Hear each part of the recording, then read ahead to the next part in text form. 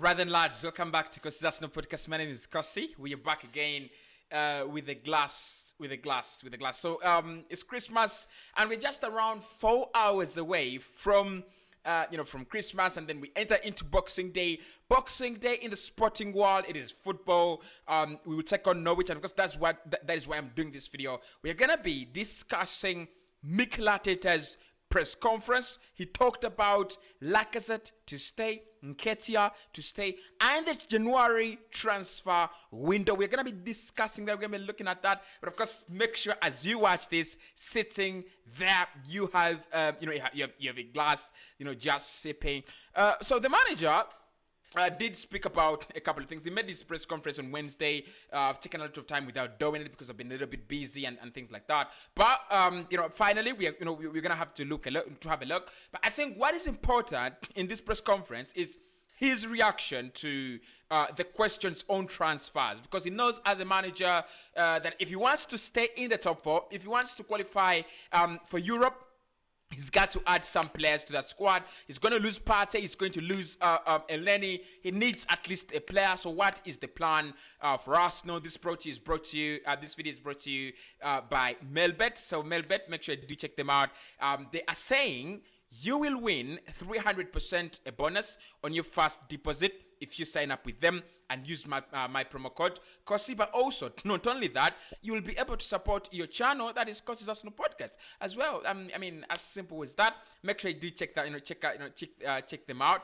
Link is in the video description. And straight away, toast to you lads on Christmas. Let's get to the content right about now. So Mikel was speaking there to the media. What exactly did he tell them? That's what we want to know. First and foremost, on whether Nketiah will be getting more chances due to Aubameyang's situation. He said, with the way he's performing and training, he deserves more minutes. That is the way I would like to respond to that question, regardless of what happens with any other player. So that is Mikel there on Eddie Nketiah. On whether Pierre-Emerick Aubameyang could be back soon, he said, we will go game by game and decide the squad as we get closer to the game. So those are two very, very important points, in those questions. Eddie getting more chances, courtesy of Pierre-Emerick Aubameyang's disappearance, and he said, look, he's training well, he's performing well. Of course, he's not really performing well. He's only played one game well, but he said he's training well, and we might see him a little bit more game by game. Look, what I think is what I think Mikel would do. It's going to give Eddie Nketiah more time, especially now that the captain is away, the former captain is away, Pierre-Emerick Aubameyang. He's going to give him more time. He's going to try to engage him until that point when he signs in a new contract. I think that is the strategy. That is the strategy. On whether we're going to see more of Pierre-Emerick Aubameyang coming back in the side and then available for selection, he said we will decide the team and the squad for selection game by game, and we decide that as we get closer to the game. So that shows you that the chances of Pierre-Emerick Aubameyang playing again for Arsenal, again moving very, very, very, very fastly, there to becoming very, very minimal. So that is Mikel there on that situation. So moving on with the press conference and on how many players are coming through the academy. He said, I'm delighted, but that is down to all the work that has been done in the academy at the club over many years, and this is the fruit of that work. Now it is about finding the right moments to give these players opportunities to see to these kids and finding the space in the squad to be able to do that. On what he's learned about himself in the last 2 years in charge, he said, this is much more complicated than it looks, much more unpredictable than it looks. But I love and I'm really completely passionate about what I do. I feel privileged and very lucky to be where I am and trying to enjoy it as much as I can. It also has a lot of pressure and a lot of decisions to make, but at the same time, it is priceless to be here, as well. It is priceless in and on how close the side is to being where he wants them to be. And he said, I do not know because we are halfway through the season, and unfortunately the season ends in May, and there is a lot of things to do until then. There is still a lot of things we need to do to get much better at, to improve, but I think the team is going in the right direction. That is the feeling that I have there. Mikel Arteta speaking about whether his team is actually impressing him, whether his team is moving in the direction he wants to. He said, yes, we are not yet there because the season ends in May, which is actually true. But then he says that I'm absolutely glad with the direction the team is taking. I'm absolutely happy that we are moving in the same direction. So I think, look, I might not disagree with Mika. I think these lads are really, really developing well. I've seen a couple of players. I've seen a couple of moments. I've had a couple of moments when I was frustrated with our team. But I've also had lots and lots of good moments, courtesy of Martinelli, courtesy of Saka, courtesy of Ben White, courtesy of Ramsdale. So you see that the level at which these players are developing is definitely that level at which you want them to develop, and I pray that we actually move in the same direction. So are we moving in the same direction? I do feel we are as well. Yeah, I also feel we're moving in the right direction at the moment. So big up to Mikel. On the team news, I had him know which he said we didn't pick up any injuries yesterday. Obviously, before the game we lost Callum with COVID. 3 cases confirmed. We are tested every day, and we will see how it goes. How it goes. Touch wood, right? What does he mean there? So Callum Chambers is confirmed. He is out with COVID. So is Lokonga, and so is Pablo Mari. On how he would actually feel about football going behind closed doors, he said, please don't go to that stage because we have experienced that and it is something we don't like. So hopefully nothing like that happens. On why he doesn't like football behind closed doors, he said because it's a different sport. Football is all about sharing it with people and having fans around the stadiums. That is it. And when it is not, it's completely different, a very, very different sport, and the competition gets lost all of it. He said it's not the same. And look, so look, too bad that in the UK, the numbers, the situation doesn't look so good. The situation really doesn't look so good. But what I'm gonna say is, football behind closed doors is like food without salt. It's weird. It's absolutely weird. We try to get used to it. At times you watch it on TV, just on TV, but you just miss the fans in the stadiums. You just miss that. You just miss the chants. You just miss the rivalries. You just miss everything. Yes, we are in a dictator era, and our generations are a dictator now. We've got to get used to it, but it's not the same. Fans in the stadiums make football complete. So I do agree with Mikel there. But is there anything to do really? Nothing. On whether Nochi's performances have been better than the results they suggest, and he said absolutely. I think they deserve much more from many games in recent games as well.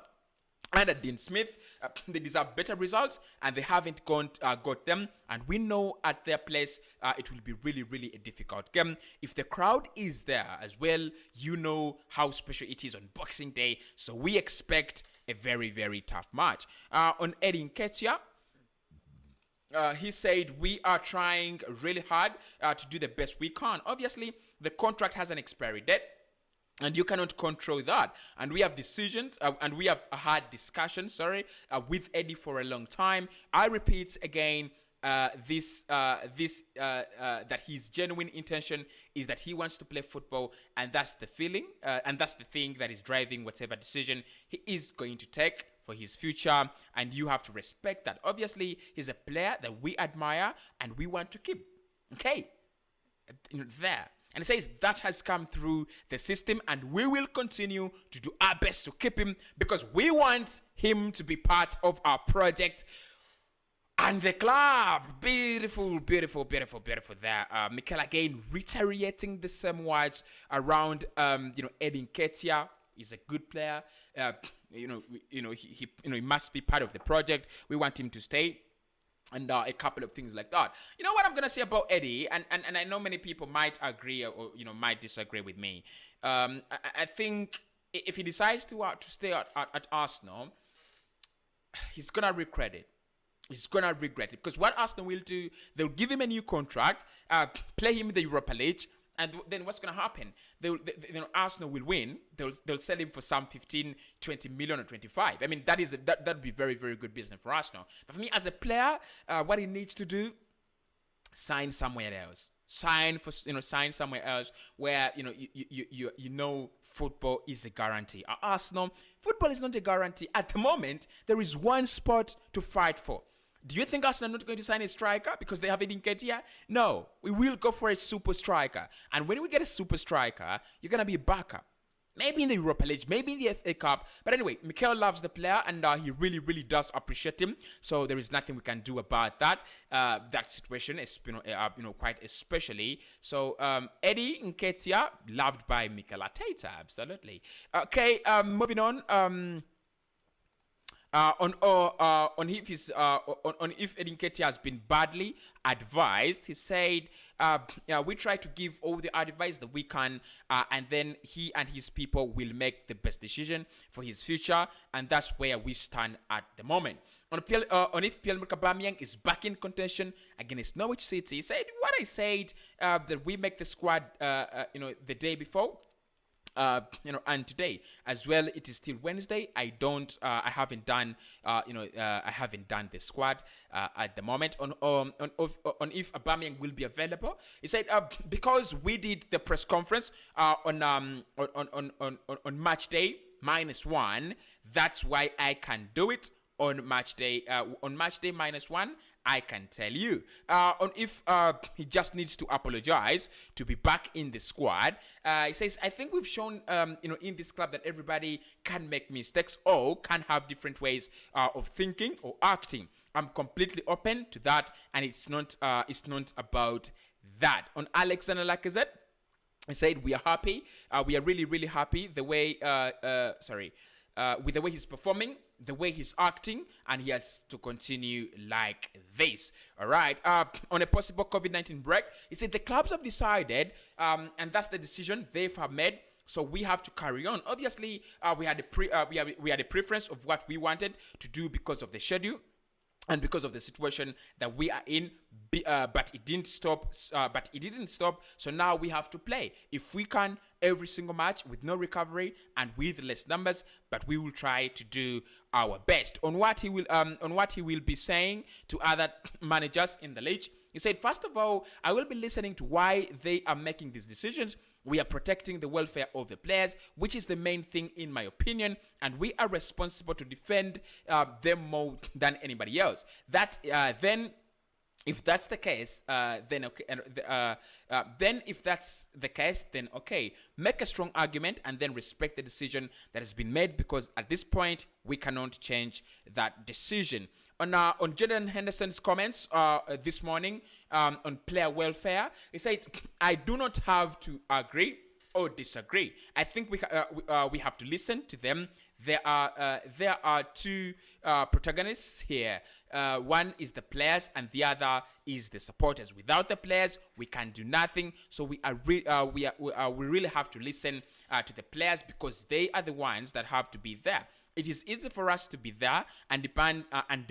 They demand, and they are the ones that have to perform, and they have to do it.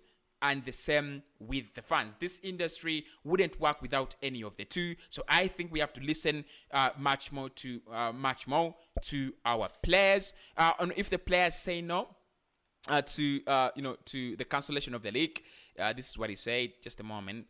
He said, what I would say is that if the players are saying that, then it is genuine, because they've never done it.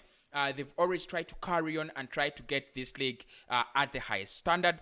And when they start to say something like that, I think we really have to listen to them with open ears, but we don't want to damage the product and the incredible league that we have here in the Premier League.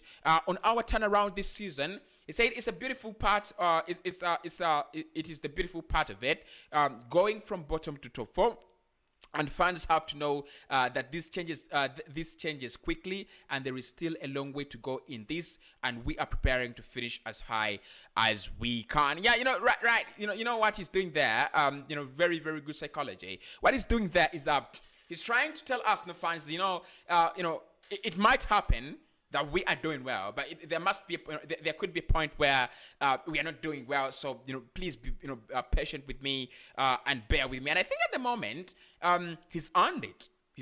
If anyone is going to listen to Nketiah and give him time, he's earned it, definitely.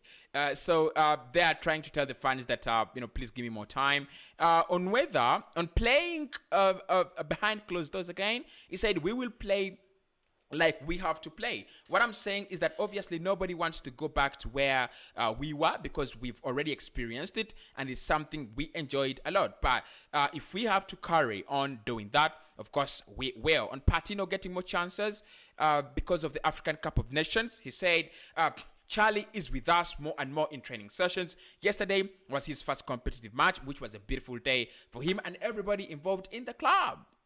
And we go slowly from there. If we need him, we will use him. If the numbers are quiet and we have to throw him in there, we believe he's ready and he's making the right steps.